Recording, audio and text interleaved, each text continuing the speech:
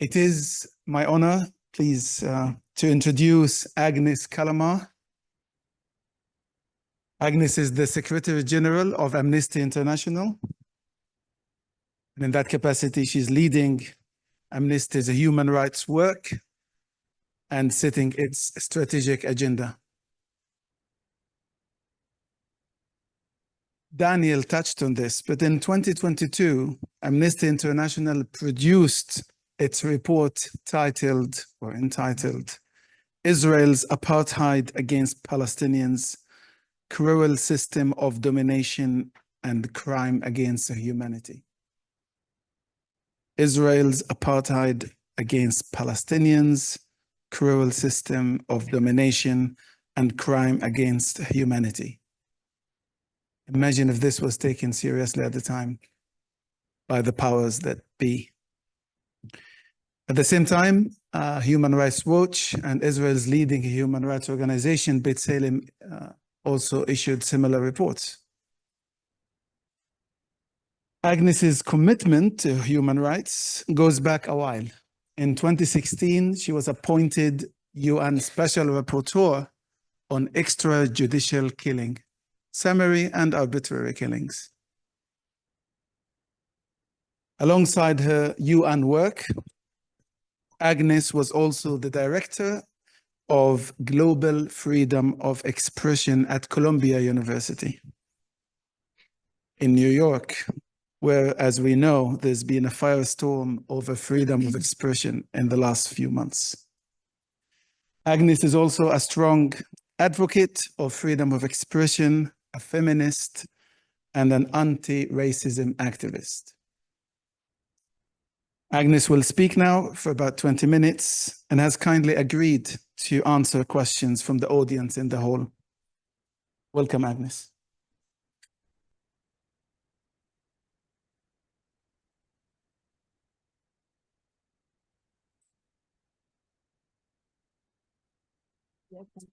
Yeah.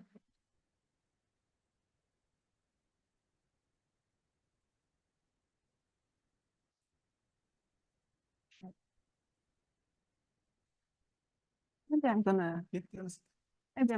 gonna sit down.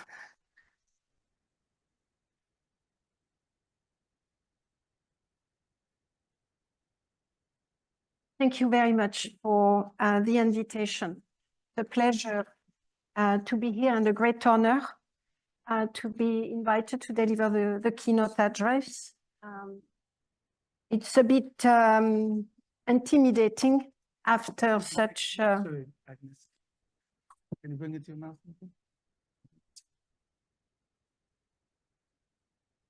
Let me see. Is this working?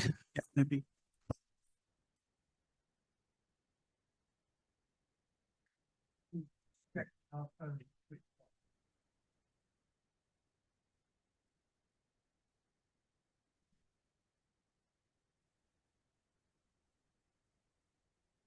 So I was saying it's a bit intimidating to be speaking after such distinguished speakers.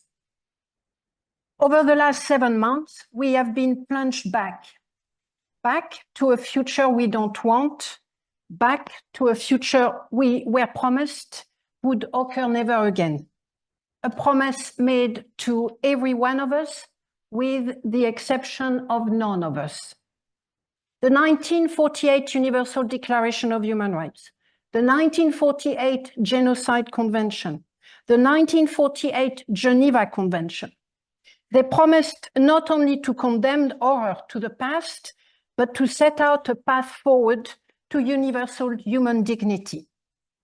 Tragically, the community of nations caused that promise to blur, weaken, and fade. A deepening erosion of the rule-based order caused not only by massive human rights violations, but crucially by their heartless justification in the name of self-defense, counterterrorism, national security, make your pick. It is leading us to the very brink of a pre-1948 abyss, an abyss worsening under the spread of inequality globally and an escalating climate crisis. but many people are already in the abyss. Since October 7, the day when Hamas committed these crimes against Israeli citizens and others, the world has been made the seemingly powerless witness of the most organized, deliberate destruction of people, of international rule, of international law. Those very rules that were supposed to keep shut the doors to hell. Palestinians have been indiscriminately or deliberately targeted. They have been starved, denied medicine, punished collectively. Palestinians, the very victims who had been forgotten in 1948. While we were celebrating a new world order, hundreds of thousands of Palestinians were enduring the Nakba, forcibly disappeared and many killed. Responsibility for the current conflict does not lie solely on the Israeli political and military authorities, Hamas, and other armed groups operating in Gaza. No, we must consider how other states, our international institutions, and mechanisms for justice, which are supposed to safeguard against hellish scenarios, how all of them have failed to do so. So let me first highlight from an international standpoint the violations being committed. The first ones on October 7, first quotation mark, I'll go back to that. But let's begin with October 7, with Hamas attack resulting in the death of over 1,000 people, most of them Israeli citizens, civilians, 1,000 more wounded, and some 245 people taken hostage. These are war crimes, according to Amnesty International, possibly crime against humanity, according to the ICC, and actual crimes against humanity. Hamas and other armed groups have continued to hold hostages in spite of the repeated demands for their relief, including from their anguished families. They are firing indiscriminately rockets toward population centers in Israel, creating fears and insecurity. Both are also war crimes. In response to October 7, Israel instigated a campaign of retaliation against Hamas that soon became a campaign of collective punishment against the Palestinian people. They have launched targeted, indiscriminate, or disproportionate attacks on Gaza, decimating entire Palestinian families, as we have heard from Mohammed just now. Killing large number of civilians every single day. More than 37,000 have been killed. 30,000 have been killed over 8 months since the Israeli offensive began. That includes over 15,000 children. 82,000 people have been injured, life-changing injuries for many, and thousands more are missing, likely buried in rubble. The UN estimates that at least 70 or 75% of civilian infrastructures are destroyed. Close to 2 million Palestinians have been forcibly displaced and displaced at least once, and many have been forced to move several times. Israeli authorities have denied Palestinian access to humanitarian assistance, that to a war crime, through the closure of border crossings, such as very recently the closure of Rafah border, and the systematic obstruction at Israeli-controlled crossing point. In southern Gaza, the flow of aid has been completely cut off. Bakeries in Rafah have been forced to shut. There are dwindling supplies and insecurity. There is famine and engineered starvation, that too a war crime. The health system has been dismantled. Patients are dying daily due to a shortage in medical supplies, that too a war crime, and possibly worse. Many Palestinians are now surviving on less than 3% of their daily water needs. Less than 3%. The Gaza campaign has resulted in the largest killing of humanitarian workers over 8 months, 200. It has also resulted in the largest killing of journalists ever recorded over 8 months, at least 108.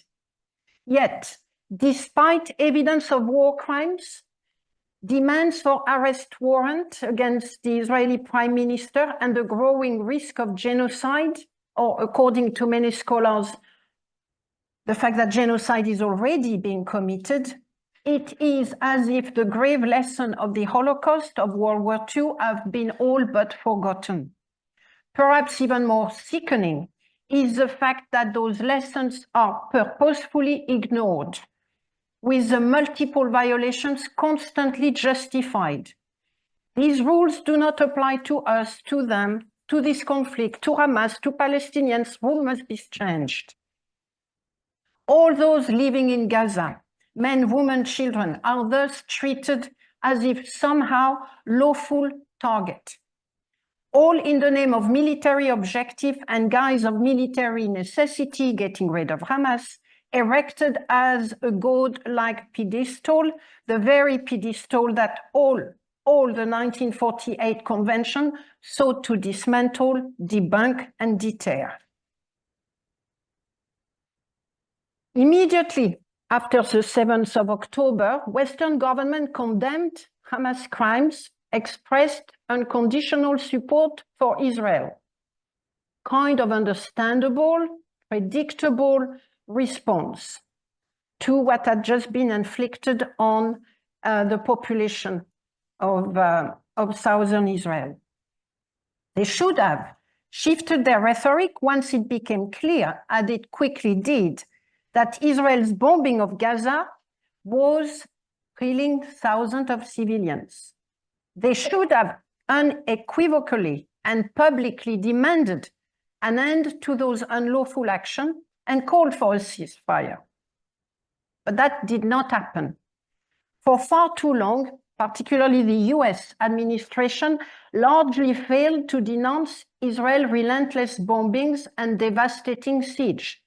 It did not acknowledge the context of that conflict, in fact, rejected any conversation regarding context, including 50 years of Israel military occupation, and instead amplified Israel's counterterrorism framing.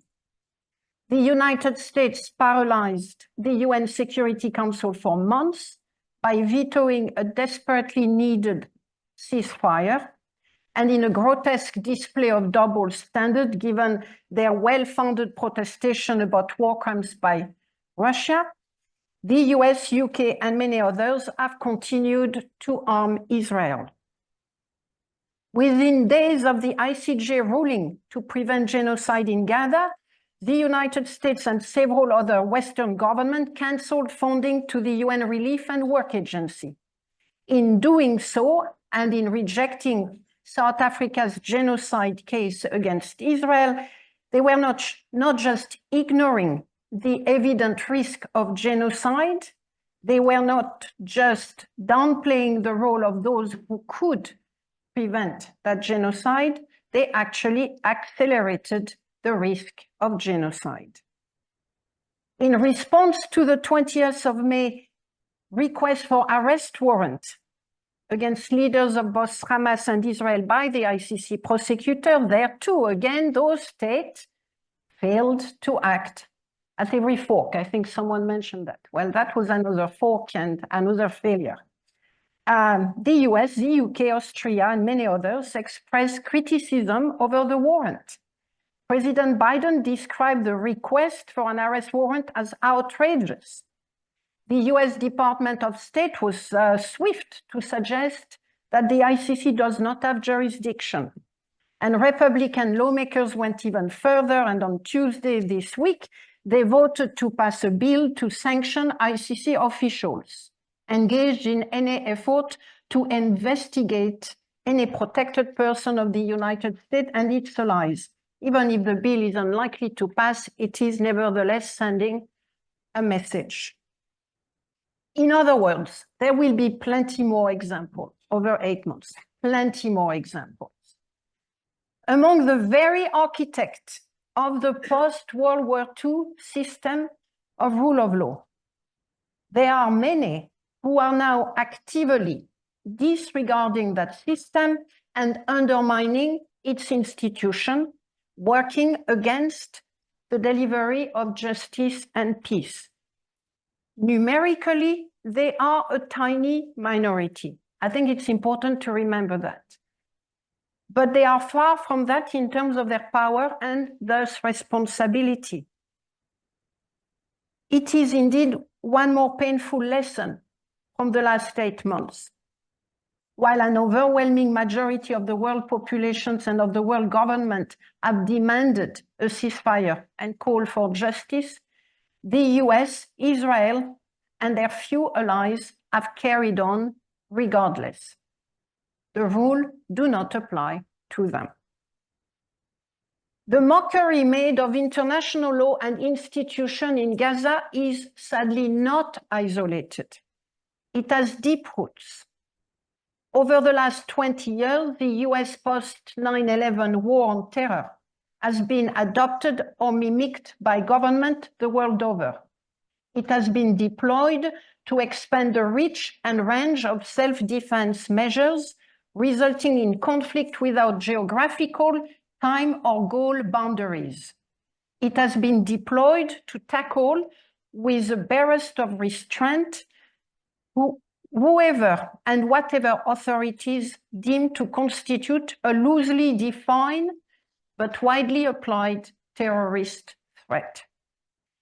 The extraordinary level of civilian killings in Gaza is a logical consequence of a framework that, expanding over the last 20 years, has served to pervert, erode, and dismantle international law, and along with it, the protection and even the principle of universality. And we can see that, we have seen that throughout the last 8 months. The language of counterterrorism, the constant reference to Hamas as a terrorist group, as if that justified every single one of those violations. The mockery of international law in Gaza comes hot on the heels of Russia's aggression against Ukraine, a flagrant rule breaking, which Russia too has nevertheless sought to justify over and over, along with its indiscriminate attacks on densely populated civilian area. A third permanent member of the Security Council, China, is also acting against international law, providing arms and financial support to Myanmar's military while shielding itself against scrutiny for its own crimes against humanity, against Uyghur and other Muslim minorities in China. But the war in Gaza may well be the curtain call. The risk of genocide, or indeed the actual genocide for many scholars. The gravity of the violations being committed, the fact that they are broadcasted every day, that we are made the witness of them every day. The flimsy justification by elected officials in Western democracies. All of these warn of a change of eras and the possible total collapse of the rule-based order that has governed international affairs since the end of World War II. The consequence of such abandonment will be too apparent: more instability, aggression, conflict, suffering, and spreading more palpable anger across all layers of society, of course in Gaza, of course in the West Bank, but I can assure you, in many, many other places. Anger in all corners of the earth, possibly except among those positioned to reap whatever solid rewards can be extracted from the breaking international system. In the face of these bleakest of scenarios, it would be all too easy to give in to despair or indeed to more anger and violence. But this is no option. At least this is not my option. Certainly not for those of us living in relative privilege and peace. Who are we to give up when those far more exposed offer us such extraordinary examples?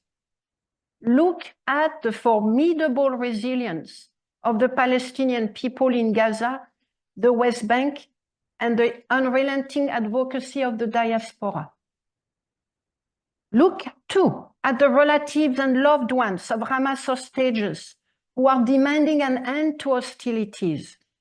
Look at the many, maybe not enough, but many, nevertheless, Israelis demanding equality, peace, and security for all. We should look, too, to the outpouring of global solidarity from people around the world, tirelessly demanding an end to the bloodshed. Every week, they are on the street, everywhere, demanding the release of the hostages. According to Amnesty International record of protests, we have never seen such number of protests the world over, week after week after week. We should look too to the civil society actors, to the legal scholars and law firms working to document evidence of crimes against international law, drawing media attention to their findings, advocating to protect the rule of law. Brave action in the face of circumstances so urgent and grave that Amnesty, for example, has taken policy position without precedent, such as calling for a ceasefire, such as demanding an end to military occupation, or such as warning that genocide is underway. In fact, yes, international law is breaking down, but I've never heard more people calling and naming international law, including among the protesters. It's unbelievable how people are calling and looking at international law right now, in spite of or because of the destruction of it. We should look too to the public position taken by the UN Secretary General, the head of UN agencies and humanitarian organizations, who often speak, or don't speak in fact. I've never seen them being so loud and so clear about what's happening. We should look too to the UN General Assembly, stepping in where the Security Council failed and adopting by a huge majority resolution calling for a ceasefire. We should look too to governments of countries that were not represented in the 1948 process because they were fighting under the weight of colonialism. And they stepped up. South Africa filed cases before the International Court of Justice, alleging that Israel's conduct violated the 1948 Genocide Convention. The ICJ itself has risen to the challenge and continues to rise to the challenge. The ICC prosecutor finally has demonstrated that no one is above the law, issuing requests for arrest warrants against leaders on both sides. Yes, serious question had been raised about the ICC's willingness to pursue charges, including in the context of the Israel-Gaza or Palestinian conflict. We at Amnesty International had criticized them for being so silent. Well, finally, they did act. He did act. And he demonstrated that that institution can resist undue influence. And it is an important message to all parties to the conflict. So what more needs to be done? We have all these examples and we need to build on them. They are formidable moments for the global community coming together. But of course, we need more. Clearly, we need the ceasefire, the release of civilian hostages, stop to the Rafah ground operations. We must be ending the continuing transfer of weapons and military equipment, including from the US, UK, European government. They must all refrain from shielding the Israeli authorities from international accountability, and that will be really important when when I hope the judges of the ICC grant the arrest warrant. Governments around the world must protect and defend freedom of expression. We've already heard about the fact that there is a global attack on freedom of expression. It's cracking down on peaceful protection, sitting, university encampment, academic forum in solidarity with Palestinians. We must be prepared to fight for our freedom of expression. But long-term prospect and even short-term demand the dismantlement of Israel's system of apartheid and military occupation of the West Bank, including East Jerusalem and the Gaza Strip, which are considered militarily occupied according to international law, and that since June 1967. Palestinians in the occupied territories have been trapped and oppressed under Israel's brutal occupation and system of apartheid. Every aspect of their daily lives is disrupted and controlled. I have worked for the last 25 years in the field of human rights and covered many different places. I can tell you that. On my first visit to Israel, not very long ago, January 2022, to launch the Apartheid report, what I have seen and what I have been told has shocked me to the core. Shocked me to the core. The cruelty of the system, the intricate administration of the apartheid, the sheer banality, and at all time, its utter absurdity. It took my breath away. This is a place that is soul destructive. But if you are an Israeli and don't want to see and don't want to know, it is so easy. There are walls everywhere, physical, mental, cultural, political. If you don't want to see, you don't see. I have seen a Palestinian home entirely surrounded by walls and fences so that their Jewish neighbors would not have to see them.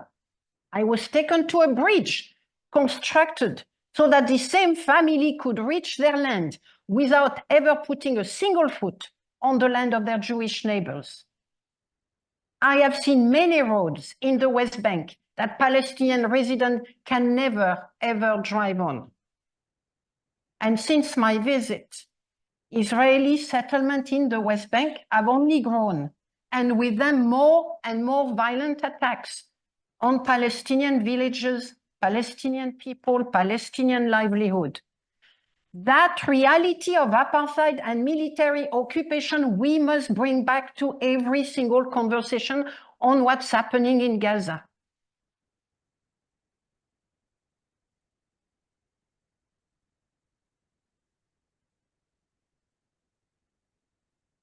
I'm talking about the West Bank. I could have also spoken about the Israeli proper, where I'm told apartheid does not apply. Yes, apartheid does apply to the rest of Israel, the Israel international border. I could talk about the Bedouins, whose villages, families over generation and generation are destroyed. The abject poverty of those people living side by side with incredible wealth. And guess what? They represent less than 3% of the entire Negev area, 3%. But that is too much, and they must go. That is the reality. That is the context and the vacuum that the Secretary General almost lost his job over, and that the US does not want us to report and refer to. So that reality of apartheid and military occupation must be acknowledged, must be at the heart of what we are discussing now. And yes, of course, absolutely, Jewish Israelis have a right to self-determination and to security, and so do Palestinians. The reality of apartheid and military occupation must be acknowledged so that everyone can live in peace and security. So what more can we do? We can do more. I think that's what I'm here for too. What more can we do? I will say that merely resisting wrongdoing is not enough. Across civil society, we are often put on the defensive. But now is the time to also go on the offensive. Don't get me wrong. The so-called 1948 international system has not worked as we had hoped. It has neither been particularly fair nor equitable, and very often it has sided with the most powerful. And its working demands our constant vigilant scrutiny and at times our outright denunciation. So when we refer back to 1948, it is not that we want to say that it is sacred, but on the other hand, it is precious. Not sacred, but precious by the very nature of its birth.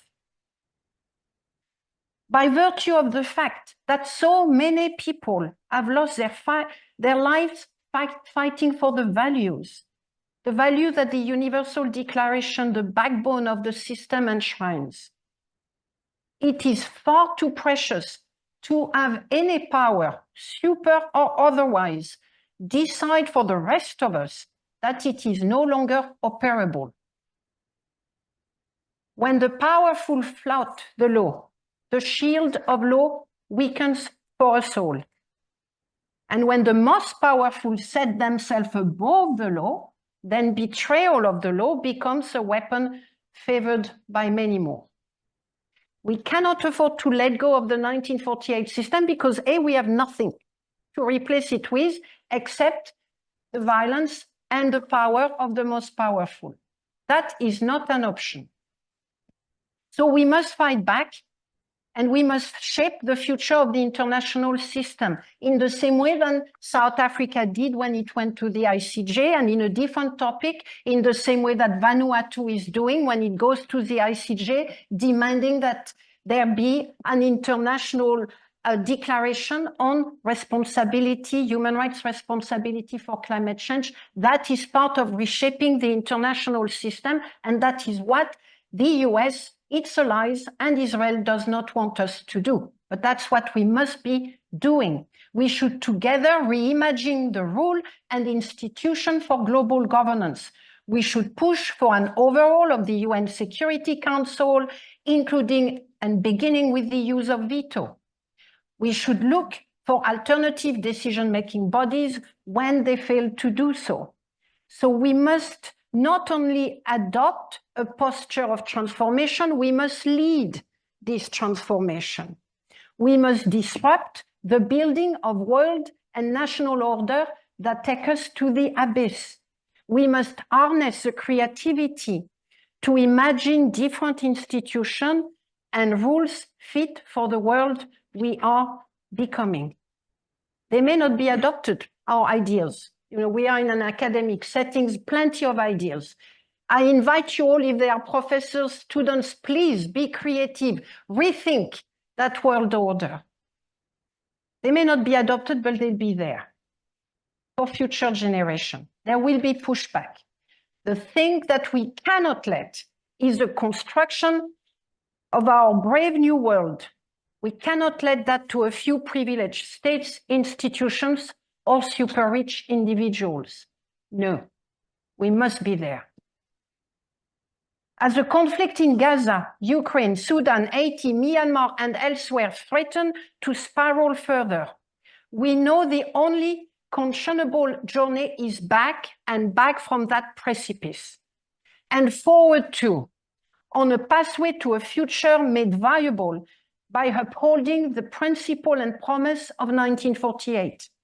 A path set with the stone of a global rule-based order paved justly by human rights and made secure by the never-again commitment upheld for everyone, for the benefit of everyone, to the exclusion of no one.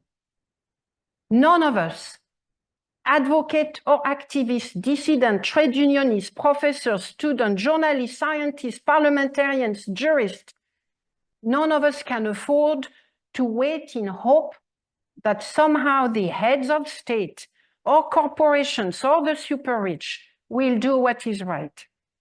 Instead, we must together resist regression, reset for rights, recommit to the rule of law for everyone, so that in 2048, when your grandchildren look back, they will see that there were many, many very good people in this world. Thank you, Agnes. Thank you. Yes.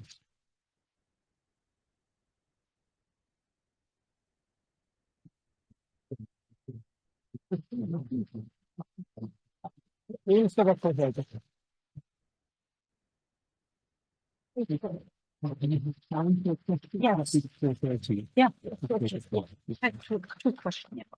Or comments. Thank you, Agnes. We are short with time, so I will restrain myself from making any commentary. We will go straight to you and maybe take 2 questions at max. But thank you so much, Agnes, again. Can I see hands, please? And we'll choose 2. You've got one there. Let's start there, please, on the left-hand side. I don't know if it's on. I feel it's on. Yeah, cheers. Good. Thanks. Thank you, Madame Callamard, for your excellent exposition. I would like you please to comment on the fact that this year is an anniversary of George Orwell's 1984. And I would like you please to comment why part of my mind is occupied against my will by Israeli propaganda. I am furious. I am also furious that I have to censor what comes out of my mouth in case I cause danger to myself. So what I'm saying is, there isn't just an attack in Gaza. The attack is on the airwaves. And can I say, and I'm going to say this with risk to myself, there is an embassy in West London which is on overtime. And I think it's disgraceful because it's bending and changing the facts. Please comment. Shall we take all the questions?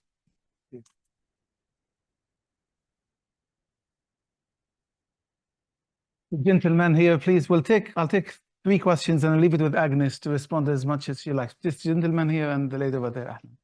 The gentleman first, please. And keep it brief, please.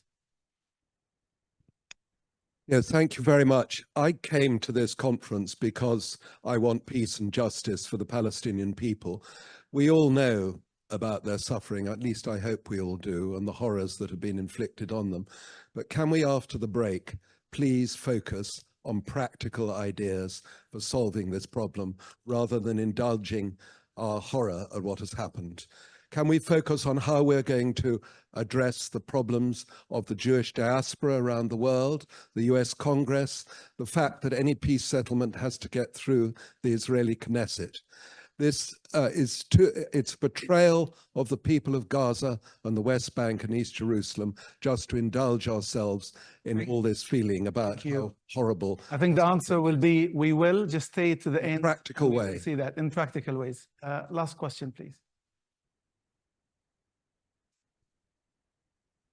Well, thank you. Thank you for such a fantastic presentation, but I would add to what the gentlemen have said, in particular to concentrate on what's next, in particular that we are having, I mean, I don't know, maybe I missed it, that their settlements are illegal in all international law, and the impunity Israel have been privileged with. Nobody talked enough about settlement and settlers. There are 750 settlers in the West Bank, in particular. What we are going to do with them? Thank you. Thank you, Anna. 700,000, yes. Agnes, please. Yeah, I was just looking for. Well, thank you very much. Let me start with the final questions about what to do. I think the plan of action from the Balfour Project, I think, does provide certainly a way forward regarding the settlement and the sanction that must be at the heart of any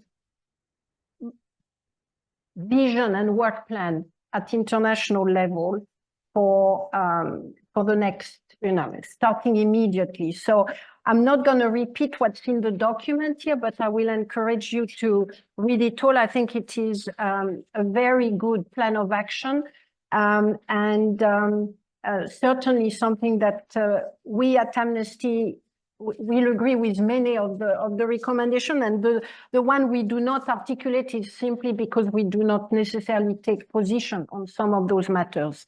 But the only way to to prevent the settlement, as I think Daniel Levy has highlighted,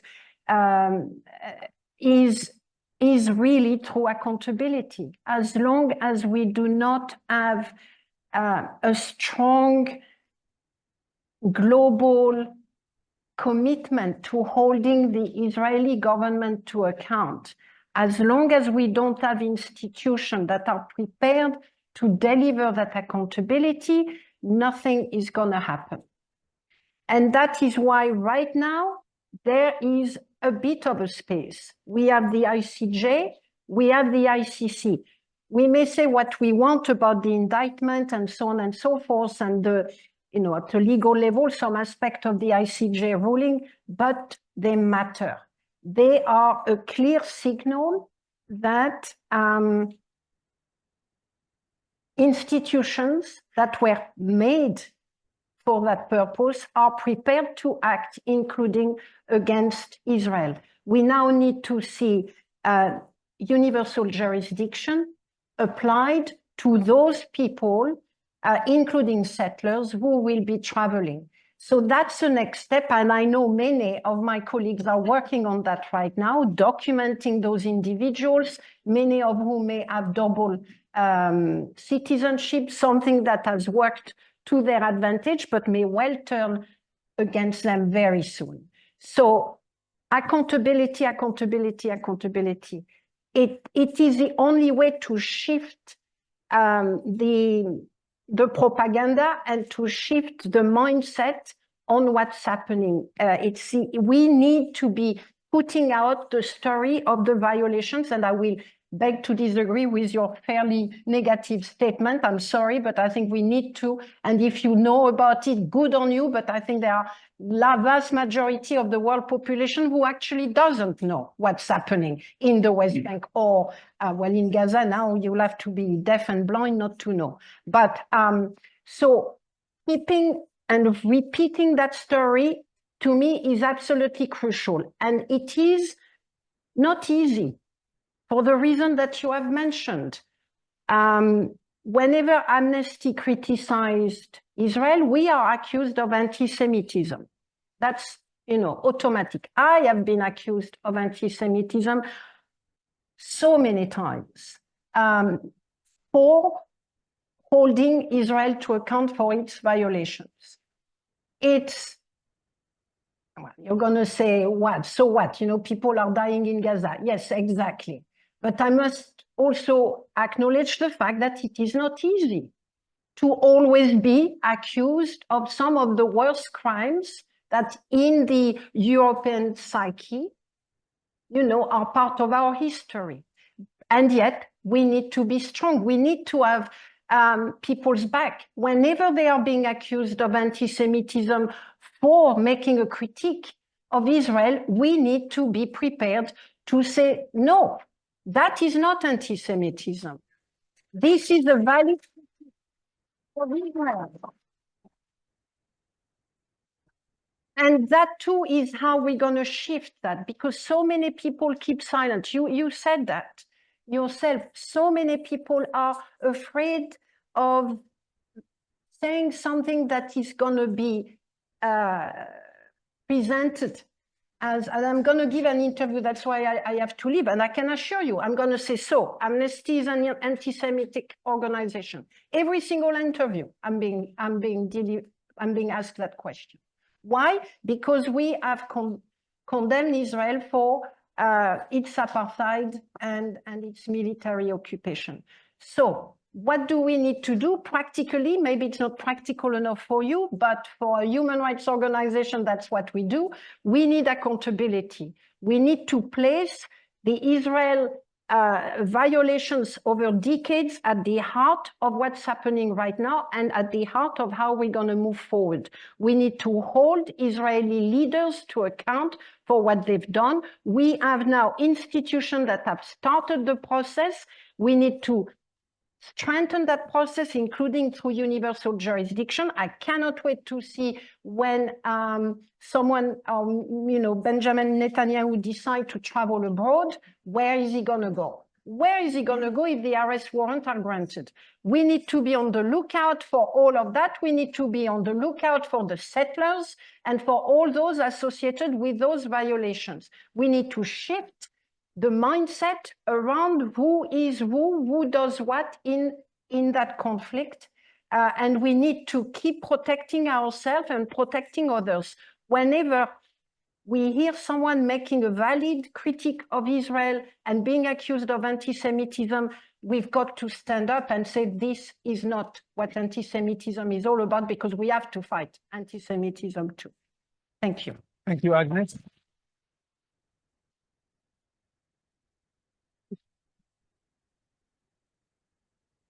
Thank you, Agnes.